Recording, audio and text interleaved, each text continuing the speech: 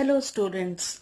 आज हम लोग इल्यूजन के बारे में पढ़ने जा रहे हैं और एमए के एग्जाम में, यूजी अंडर ग्रेजुएट एग्जाम में और बहुत सारे कॉम्पिटिशन्स में भी इससे काफी क्वेश्चंस आते हैं। तो ध्यान से पढ़ें और सब्सक्राइब करें चैनल को। तो इल्यूजन क्या है? इल्यूजन्स आर द फॉल्स और रॉन्ग इम्प्रेशन और परसेप्शन और मिस इंटरप्रिटेशन ऑफ परसेप्शन और of the environment, distortive of existing stimuli. Simple example, अगर आप रस्सी देखें और किसी को सांप लगे तो स्टिमुलेशन है एनवायरनमेंट में और इल्यूजन है कि वो सांप है जबकि वो रस्सी है। तो फॉल्स और रॉन्ग इंप्रेशंस होते हैं। ओके, तो इसके कुछ थ्योरीज हैं, जैसे कि द आई मूवमेंट थ्योरी, मतलब है moving eyes along the line of figure in one direction is strenuous.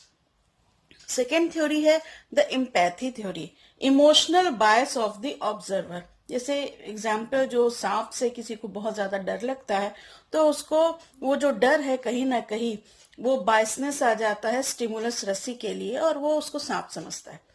तो हम अभी थ्योरी को डिटेल में ज्यादा नहीं देखेंगे, सिर्फ नाम देख लेते हैं, क्योंकि एग्जाम्पल्स जो हैं, जो क्वेश्चंस हैं, वो थ्योरी से ज्यादा नहीं आते, फिर भी जानकारी जरूरी है। द गुड फिगर थ्योरी जो है वो हम गेस्टाल्ट थ्योरी में देखते हैं, जैसे कि the observer tends to see figure that makes full sense to him. The confusion theory, observer is unable to abstract fully the item in question from the presentation as a whole. The perspective theory, line drawings are seen not plain. Okay, तो inappropriate consistency scaling theory, ये जो है Grigory ने दिया था। और when perceptual consistency fails, illusion takes place, the brain analyzes like a computer. तो mainly ये theories of इल्यूजन है, इससे उतने क्वेश्चंस नहीं आते हैं, मेनली आते हैं काइंड्स ऑफ इल्यूजन से। तो काइंड्स ऑफ इल्यूजन में हम देखेंगे सबसे पहले पोगेनडॉर्फ इल्यूजन, जिसको कर्वेचर और डायरेक्शन इल्यूजन भी कहते हैं, moon illusion, Ponzo illusion, Muller Lyer illusion और मूवमेंट इल्यूजन, जो जिसमें ऑटोकाइनेटिक इफेक्ट, स्ट्रोबोस्कोपिक मोशन और 5 फेनोमेनन हम देखेंगे। मेनली क्वेश्चंस भी इसी से आया करते हैं। अब आ जाइए सबसे पहले पोगेनडॉर्फ इल्यूजन, ये 1860 में दिया गया था। जैसे कि ये दो रेक्टेंगल्स हैं और उससे डायगोनली जो लाइन आ रही है, तो ये लाइन जो है सीधी है, क्यों? लेकिन वो रेक्टेंगल्स के पीछे से आ रही है तो वो सीधी नहीं दिखती है और वो टेढ़ी मेढ़ी दिखती है। तो diagonal line behind vertical rectangles are not apparent straight. इसी तरह उसी से रिलेटेड उसी वक्त आया था ज़ोल्नर इल्यूजन। इसमें है, ये देखिए पैरेलल लाइंस है, तो parallel lines do not appear parallel, इस तरह। तो ये भी उसी वक्त आया था। ज़ोल्नर इल्यूजन भी लगभग यही उसी समय का है। द मून इल्यूजन है कि the moon appears larger when it is viewed at the horizon than at the zenith. देखिए ये जेनिथ है, ये हॉरिजन है, नीचे जो है बड़ा दिखता है, ऊपर छोटा दिखता है। तो इसमें भी थ्योरीज हैं। पहला है कि due to angles of the eyes related to head, ऐसा होता है, जिसको एंगल ऑफ रिगार्ड हाइपोथेसिस बोलते हैं। दूसरी थ्योरी है कि object seen through filled space at the horizon is perceived as farther away than an object located physically at the same distance seen empty space as moon as it zenith. मतलब है कि अगर space जो है बीच में बहुत सारे कण भरे हुए हैं, एयर भरा हुआ है, तो जब हम स्पेस से देखते हैं और वो जेनिथ पे होता है तो स्पेस के थ्रू देखने पे वो छोटा दिखता है, और जब स्पेस ज्यादा नहीं है, हॉरिजन पर है और लेस पॉल्यूटेंट्स या पार्टिकल्स हैं, तो वो हमें बड़ा दिखता है। तो ये जो है थ्योरी जो है इसको कहते हैं एपरेंट डिस्टेंस हाइपोथेसिस।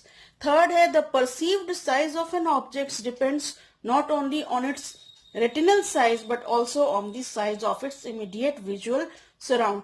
और ये डिस्टेंस मून इल्यूजन जो है डिस्टेंस कॉन्स्टेंसी को समझाता है। अब आ जाइए पोंजो इल्यूजन, जो 1912 में देखा। यहाँ पे हम देख रहे हैं कि ये जो दो हॉरिजेंटल लाइंस हैं ये इक्वल हैं, लेकिन जो ऊपर में है जहां ये बहुत सारी लाइनों को पॉइंट के पास काट रहा है वहां पर ये बड़ा दिखता है और जो पास में है वो छोटा दिखता है। तो ये converging lines provide a linear perspective due to depth और हाइट। इसी को पोंजो इल्यूजन हम कहते हैं। अब आ जाइए मूलर लेयर इल्यूजन, जो कि इसमें देखिए आप एरो हेड्स हैं, सेम लेंथ के हैं, बट एक में पॉइंट टुवर्ड आउटसाइड है, एक पॉइंट इनवर्ड्स है। तो जो आउटवर्ड है वो हमें छोटा दिखता है लाइन, और जो इनवर्ड है पॉइंट इसमें ये बड़ा दिखता है। ठीक है, इसी तरह सेम है वर्टिकुलर हॉरिजॉन्टल इल्यूजन जो इंट्रोड्यूस्ड किया था ओपेल ने। इसमें भी देखिए ये जो दो हॉरिजॉन्टल लाइंस है ये फादर दिख रही हैं, इसी तरह ये ब्रैकेट क्लोज्ड है तो ये छोटी लाइन दिख रही है, और ये जो ब्रैकेट आउटवर्ड्स है ये बड़ी लाइन दिख रही है। तो ये जो है दोनों बराबर है, लेकिन फिर भी ये शेप कंसिस्टेंसी डिफाइन करता है। एक बहुत इंटरेस्टिंग फैक्ट है कि जुल्लू पीपल जो होते हैं साउथ अफ्रीका में do not suffer from Muller Lyer illusion as are less familiar with carpentered object having rectangular patterns and spend most of the time outdoors। ये आ सकता है, तो इसके बारे में आप थोड़ा सा जानकारी रखिए। अब लास्ट है हमारा परसेप्शन ऑफ मूवमेंट। हमेशा क्वेश्चंस इससे आते हैं। तो ये दो टाइप के होते हैं। रियल मूवमेंट, रियल मूवमेंट क्या है? Change of position relative to other object within the visual field.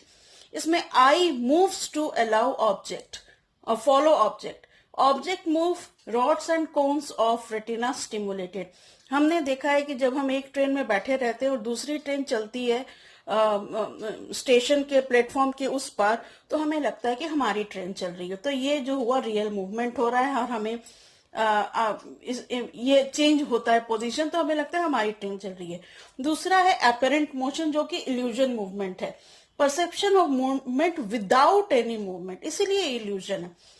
तो ये हो गया ऑटोकाइनेटिक इफेक्ट। इसमें perceive stationary point of light in a dark room as a moving. आप एक टक देखते रहिए अंधेरे में कोई लाइट को, तो आपको लगेगा कि लाइट मूव कर रही है।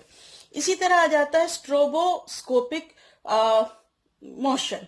इसमें perception of motion is generated by a series of stationary images that are presented in rapid succession. जैसे मूवीज होती है, टीवी में या कार्टून में देखते हैं, बहुत जल्दी जल्दी एक ही जगह पे बहुत सारे फोटोज दिखाए जाते हैं। दूसरा है phi phenomenon. Perception of movement as a result of sequential presentation of visual stimuli. जैसे बल्ब्स जो होते हैं कनेक्टेड इन अ रो और लाइन में वो जलते हैं तो लगता है कि वो मूव कर रहे हैं, तो इसको कहते हैं फाइव फेनोमेनन। ये शॉर्ट नोट्स हैं, सब अच्छे से रिवाइज कर लीजिए। असिस्टेंट प्रोफेसर एग्जाम्स के भी इंटरव्यू आने वाले हैं, नेट एग्जाम है या आपके यूजी पीजी एग्जाम्स हैं, इवन 11th 12th में भी ये काफी नोट्स आपको फायदा देंगे। Thank you.